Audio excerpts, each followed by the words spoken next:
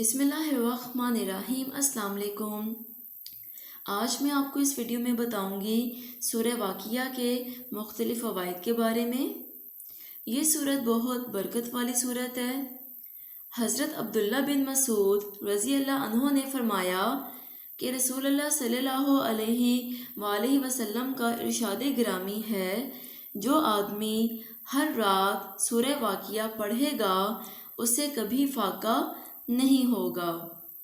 حضرت ابن مسعود رضی اللہ عنہ مرض الموت میں مبتلا تھے۔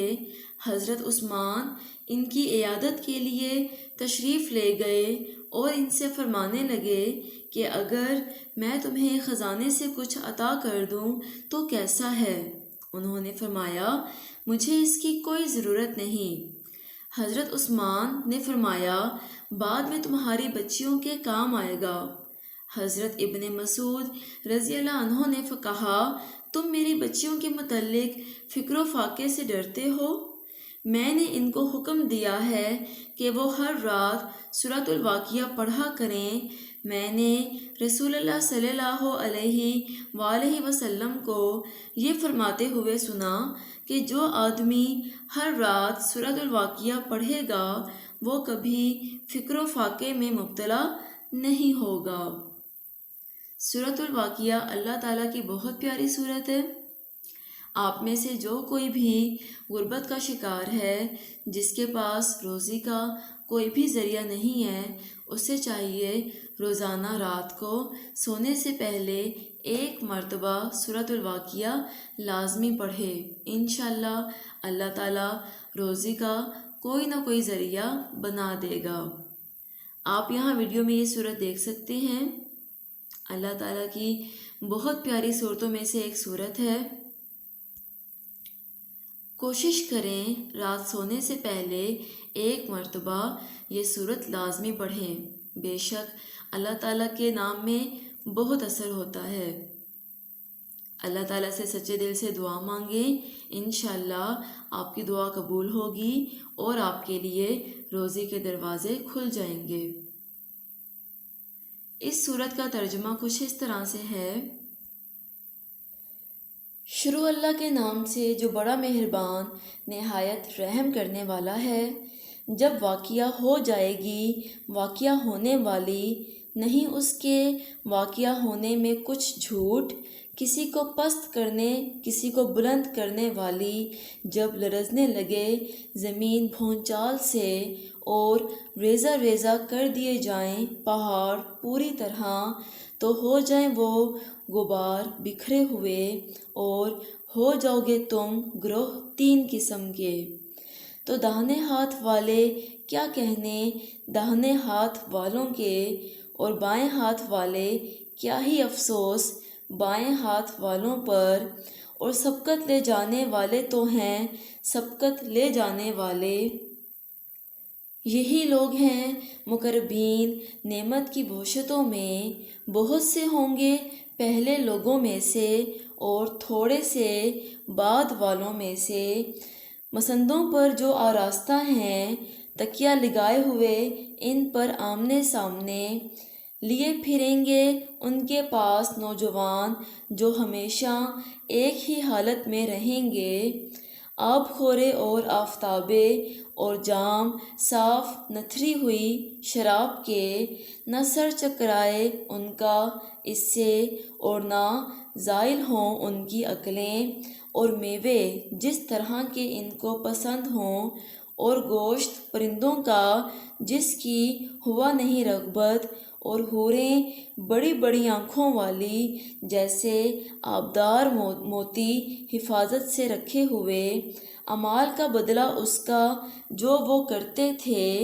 نہ سنیں گے وہ وہاں کوئی بیہودہ کلام اور نہ ہی گناہ کی بات، سوائے کلام ان کا ہوگا سلام سلام۔ اور داہنے ہاتھ والے کیا کہنے داہنے ہاتھ والوں کے، باغ ہیں جن میں بیریاں بے کانٹوں کی، اور کیلے تہ بے تہ، اور سائے لمبے لمبے، اور پانی ہر دم رواں، اور میوے باکثرت، نہ ختم ہونے والے، اور نہ ان پر کوئی روک ٹوک، اور فرش اونچے اونچے۔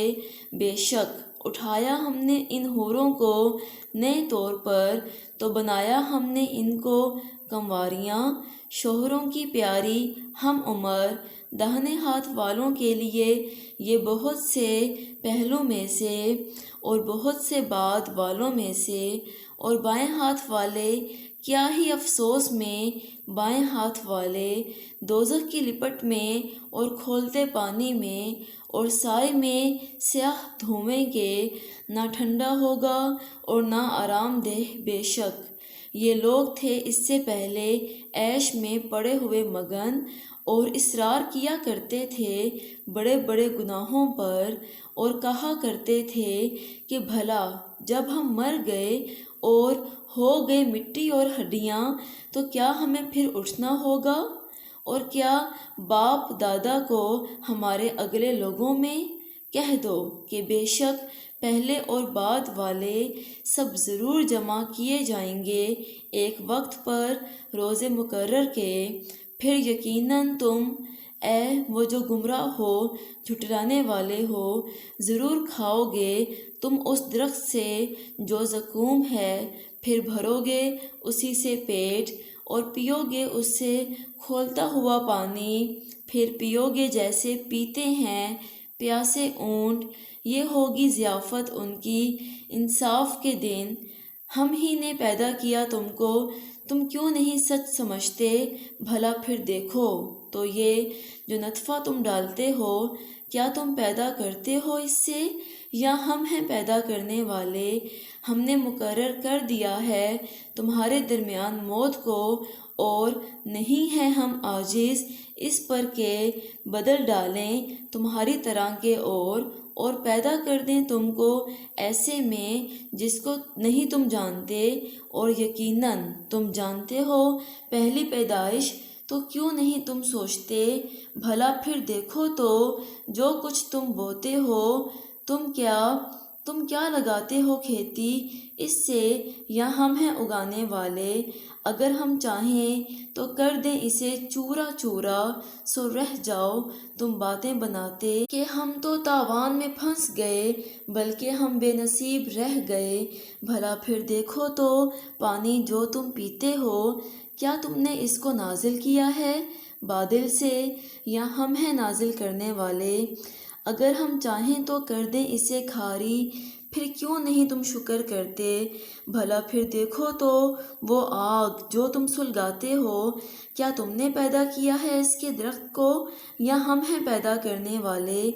ہم نے بنایا ہے اسے یاد دہانی کا ذریعہ اور برتنے کو مسافروں کے لیے، تو تسبیح کرو نام کی اپنے رب عظیم کے۔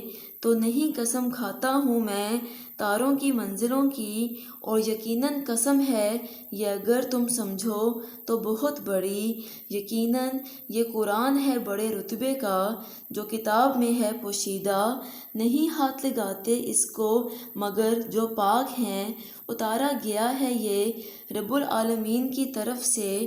تو کیا پھر اس کلام کے ساتھ تم سستی کرتے ہو، اور بناتے ہو تم اپنا حصہ یہ کہ تم جھٹلاتے رہتے ہو؟ سو کیوں نہیں جب آ پہنچتی ہے جان گلے تک، اور تم اس وقت کی حالت کو دیکھا کرتے ہو، اور ہم زیادہ نزدیک ہوتے ہیں اس کے تم سے بھی، لیکن نہیں تم کو نظر آتے۔ بس کیوں نہیں اگر تم ہو خود مختار، لوٹا لو اسے اگر تم ہو سچے۔ سو اگر وہ ہوا مقربوں میں سے، ہے راحت اور رزق اور جنت نعمت والی، اور البتہ اگر وہ ہوا دائیں ہاتھ والوں میں سے، تو سلام تجھ پر داہنے ہاتھ والوں میں سے، اور البتہ اگر وہ ہوا جھٹلانے والے گمراہوں میں سے، تو ضیافت ہے اس کے لیے کھولتے ہوئے پانی کی، اور داخل کیا جانا ہے جہنم میں۔ بے شک یہی ہے وہ واقعی یقینی بات، تو تسبیح کرو نام کی اپنے رب عظیم کے۔ مجھے امید ہے آپ کو میری ویڈیو پسند آئی ہوگی۔ کائنڈلی میرے چینل کو سبسکرائب کریں اور صدقہ جاریہ سمجھ کر اس ویڈیو کو زیادہ سے زیادہ شیئر کریں۔ Thank you. اللہ حافظ۔